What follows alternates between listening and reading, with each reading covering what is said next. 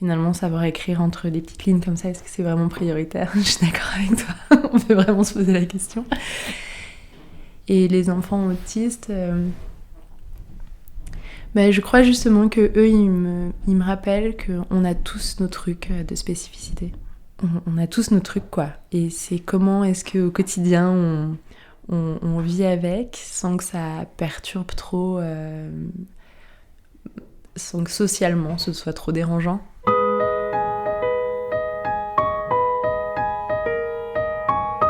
Atypique et alors, un podcast pour entendre la vie avec un enfant autiste. Dans cette 2e saison, Brice Andlauer part à la rencontre des différents professionnels qui accompagnent et prennent soin des personnes avec autisme au quotidien. Tu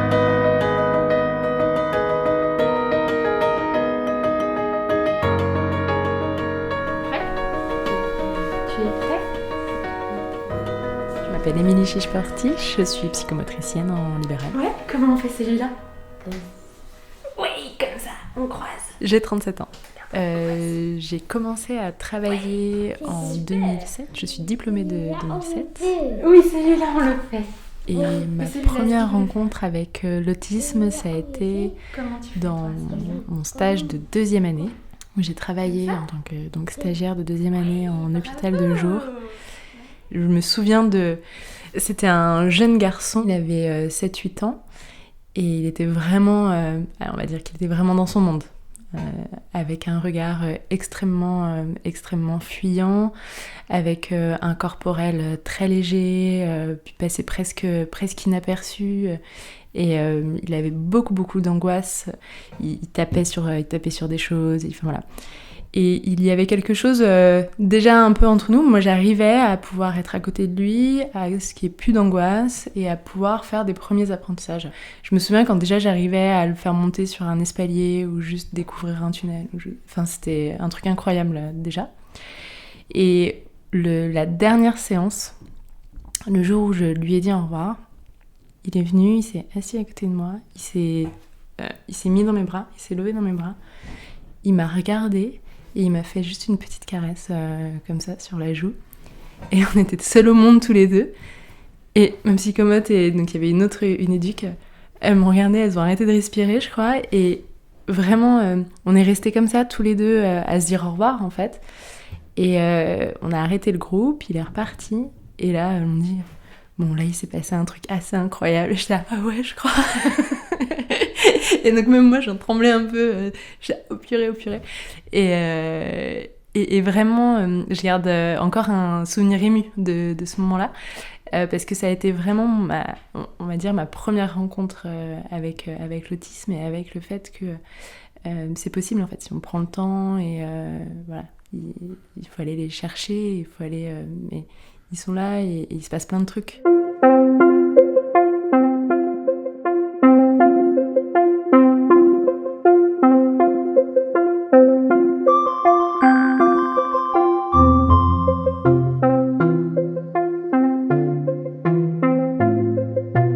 C'est venu extrêmement tôt.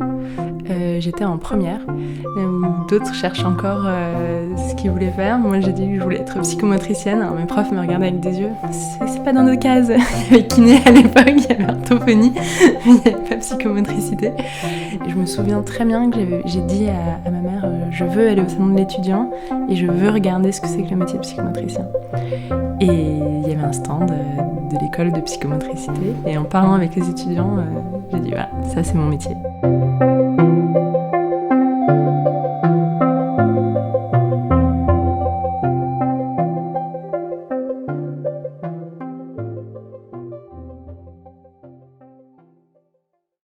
Je pense que très tôt, j'ai compris que mon rapport au corps et mon rapport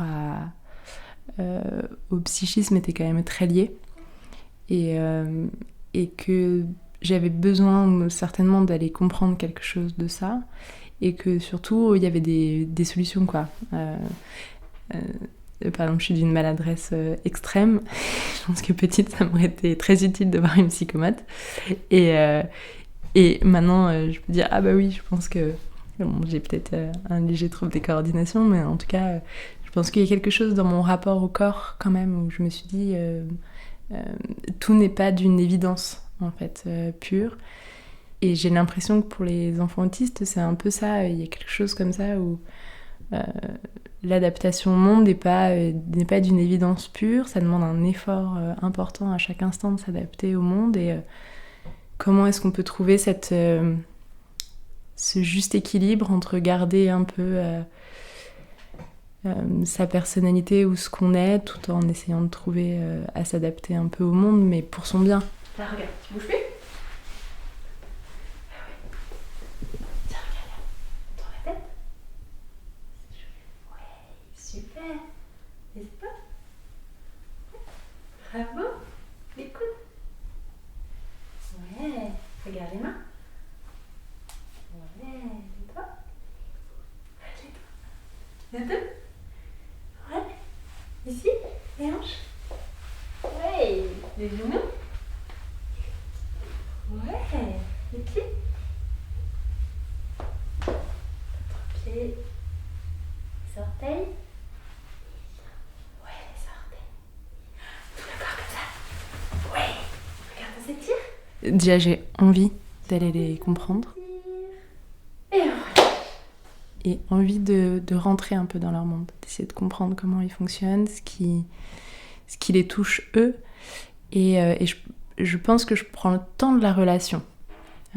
Et j'ai une certaine, je pense, capacité à pouvoir adapter, moi, mon aspect corporel, du trop proche ou du trop loin, enfin voilà, pour faire en sorte que la relation se mette en place sereinement.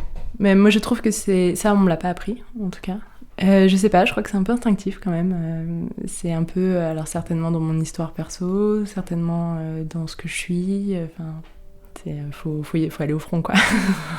Et celui-là, Et là, on le peut. on le peut aussi avec les On pouces. peut ici, on le peut ici. Un peu ici. Oui. On peut le faire aussi. On peut le faire aussi. Assis. Aussi. Aussi. Oui. C'est pas assis. Non, c'est pas assis. C'est aussi. C'est aussi. C'est aussi. C'est là, on le peut. Aussi. On prend pas juste soit le corps, un peu comme un kiné qui peut être dans...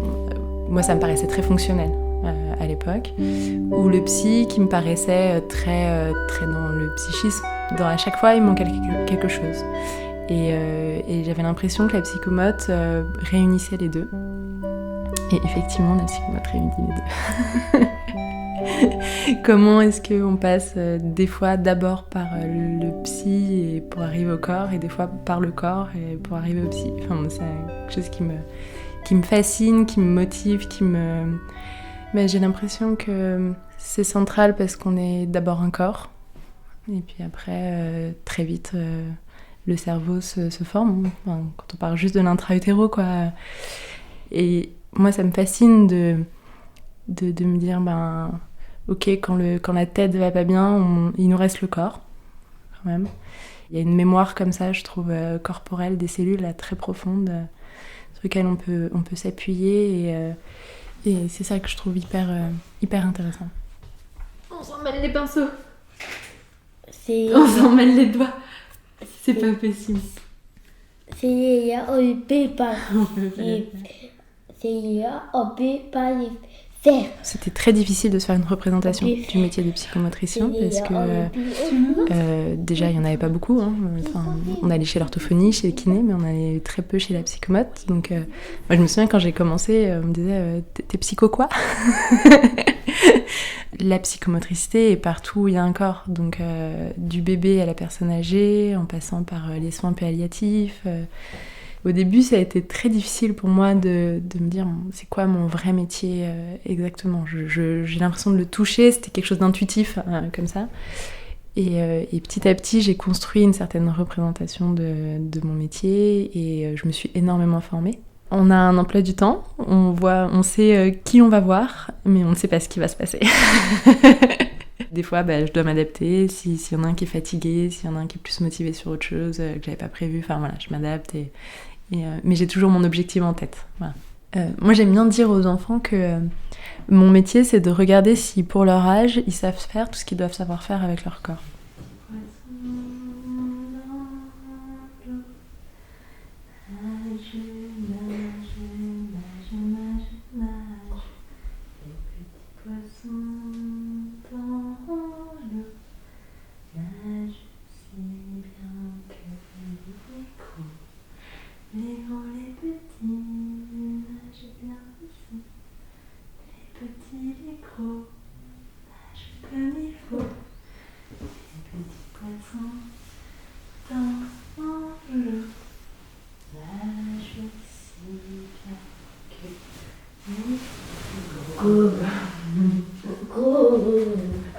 Moi, j'aime bien partir de jeux un peu... Alors, pour les enfants, d'un jeu de cours d'école. Et déjà, à partir de là, je peux voir au niveau corporel s'ils savent quoi faire avec leur corps, comment faire. Et en fonction, je les guide, je leur montre, je leur explique. Vraiment, ça dépend de chaque enfant. Il y en a qu'il faut juste sur démonstration, donc sur imitation, ils sont capables de refaire le même mouvement. D'autres, il faut aller un peu plus les aider corporellement et les guider corporellement. Et petit à petit, on essaye de construire comme ça une coordination un peu adaptée, quoi. Par exemple, j'en ai un, quand il arrive, je lui demande s'il a besoin que j'éteigne la lumière, s'il a besoin que je mette un peu de musique. Enfin voilà, j'essaye de faire le tour sensoriel pour voir comment lui, il est, et qu'il se pose la question pour lui. Et souvent, quand il arrive après sa journée d'école, il me dit est-ce que tu peux parler moins fort et est-ce que tu peux éteindre la lumière ? C'est un peu comme nous, on revient d'une journée de travail, on n'en peut plus, on a juste besoin de calme. Eux vont pas pouvoir le dire comme ça, donc c'est à moi d'aller chercher en fait les choses.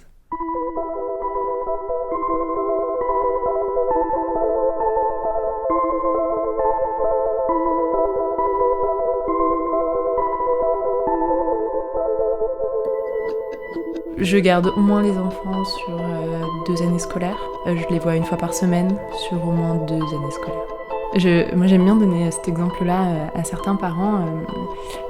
J'ai une maman qui m'a dit ah mais moi il est hors de question que je joue aux cartes Pokémon, c'est hyper chiant.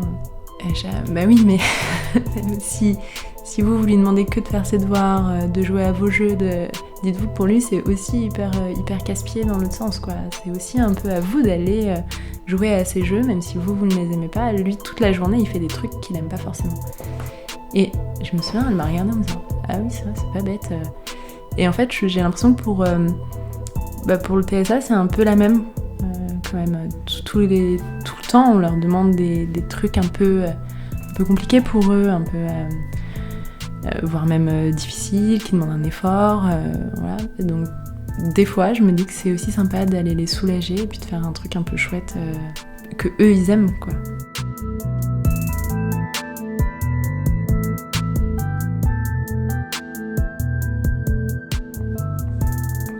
Un plus dur ? Un plus dur. Celui-là ? Oh, t'as vu comme il est plus dur celui-là ? Alors, on commence par le rouge ? Commence par Après, tu veux quelle couleur ? Je trouverais ça dommage de juste travailler avec que des enfants TSA ou que des enfants troubles d'apprentissage d'ailleurs.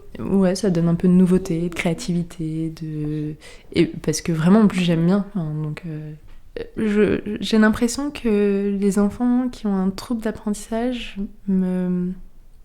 m'apprennent beaucoup dans les priorités. Qu'est-ce qui est important ? Des fois, il y en a qui arrivent en disant la maîtresse veut ça, ou le professeur veut ça, ou mes parents veulent ça. Et du coup, je peux vraiment leur demander à eux, mais et toi, c'est quoi ta priorité à toi ?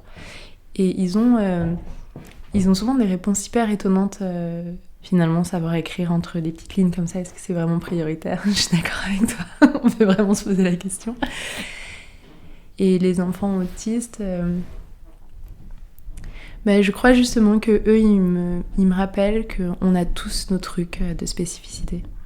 On a tous nos trucs, quoi. Et c'est comment est-ce qu'au quotidien, on vit avec sans que ça perturbe trop,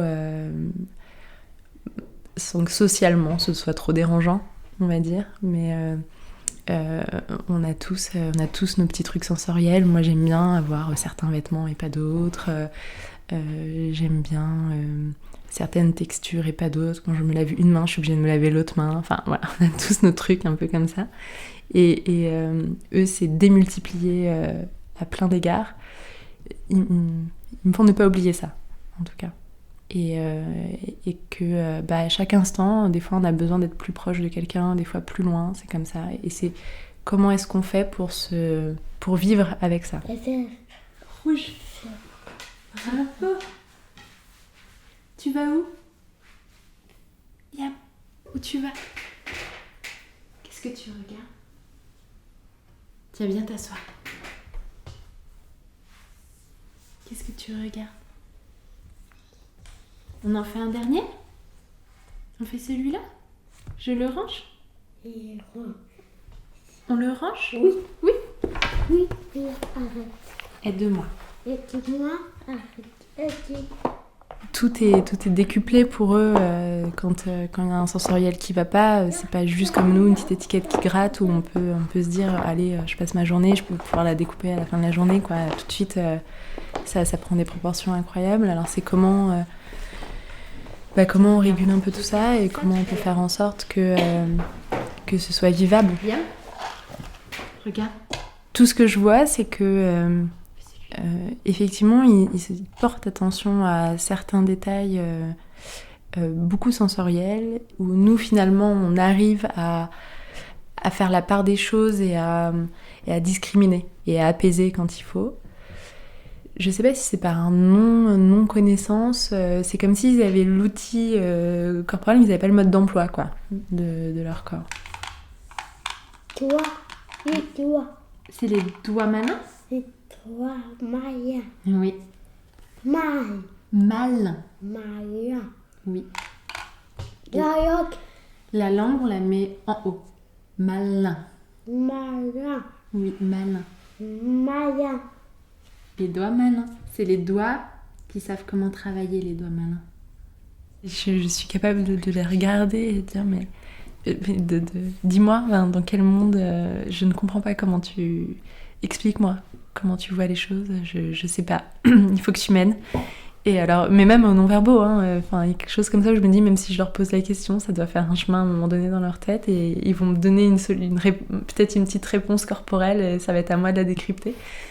Les moments difficiles, ça peut être très difficile. Ça, c'est vrai.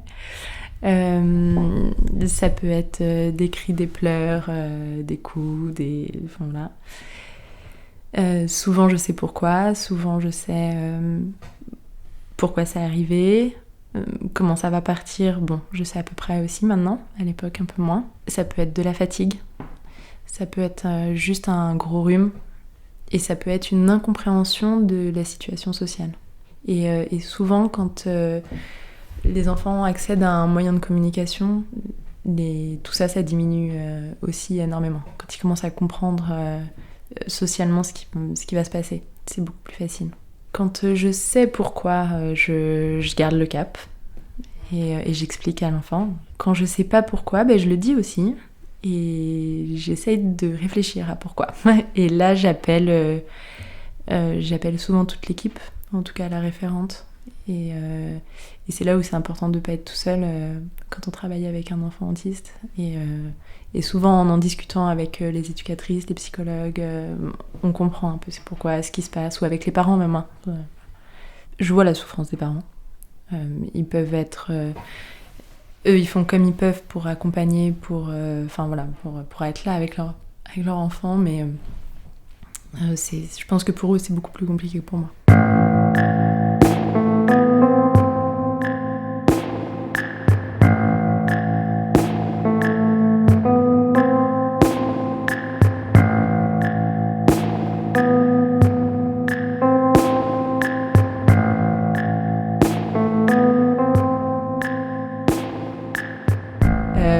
J'ai de la chance, mon métier me passionne et je crois que mes patients me passionnent aussi, me passionnent énormément.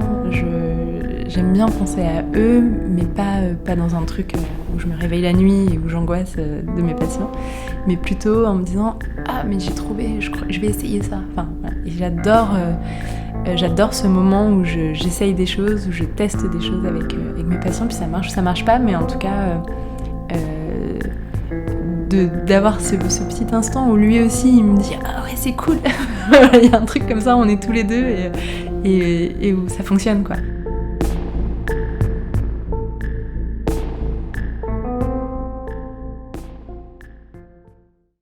Ça m'a appris à être un petit peu moins exigeante avec moi-même et en général avec nous-mêmes, dans le sens où...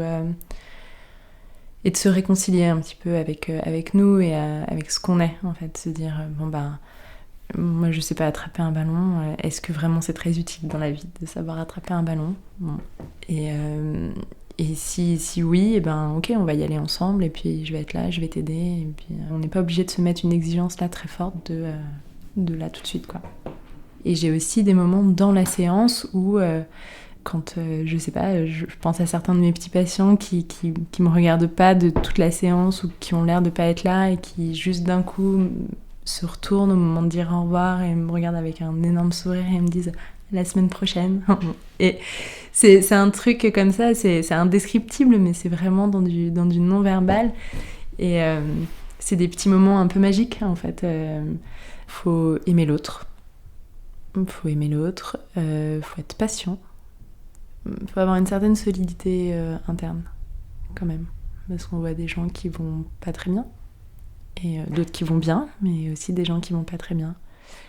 Ouais, je dirais un peu se sentir bien dans ses pompes, quoi. On est comme on est, on a nos hauts, nos bas, mais si on sait que on se met à pleurer dès que quelqu'un va pas très bien, je suis pas sûre que Psychomote ce soit super, quoi. Faut avoir une certaine empathie, mais pas non plus se laisser envahir complètement.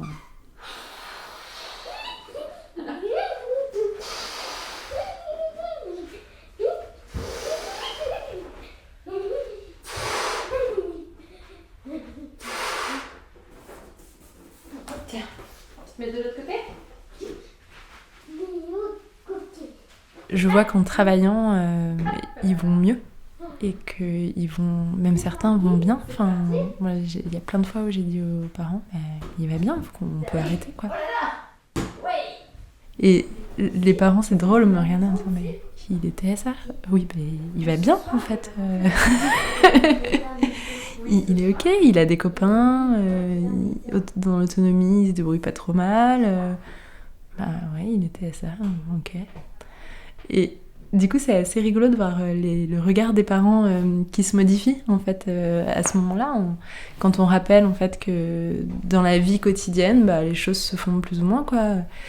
C'est avec un peu comme nous, en fait. On a nos facilités, nos difficultés, mais en fait, les choses se font. Et je crois que c'est ça qui fait que j'y crois, parce que avec du travail, je les vois se construire, je les vois évoluer, je les vois... apprendre des choses, je les vois comprendre un peu le monde des fois, et je les vois prendre du plaisir à être dans ce monde. Je trouve ça hyper chouette de les voir s'adapter, mais sans trop d'efforts, quoi.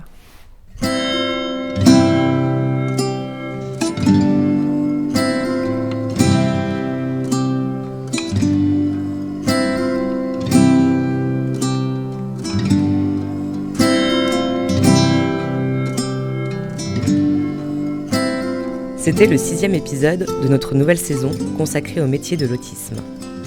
Merci à Émilie Chiche-Portiche pour son témoignage.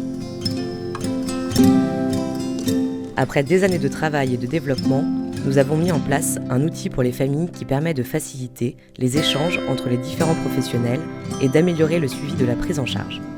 Vous pouvez retrouver cette application sur a2p.originel.fr. Dans notre prochain épisode, nous irons à la rencontre d'une accompagnante d'élèves en situation de handicap qui facilite la scolarisation d'enfants autistes.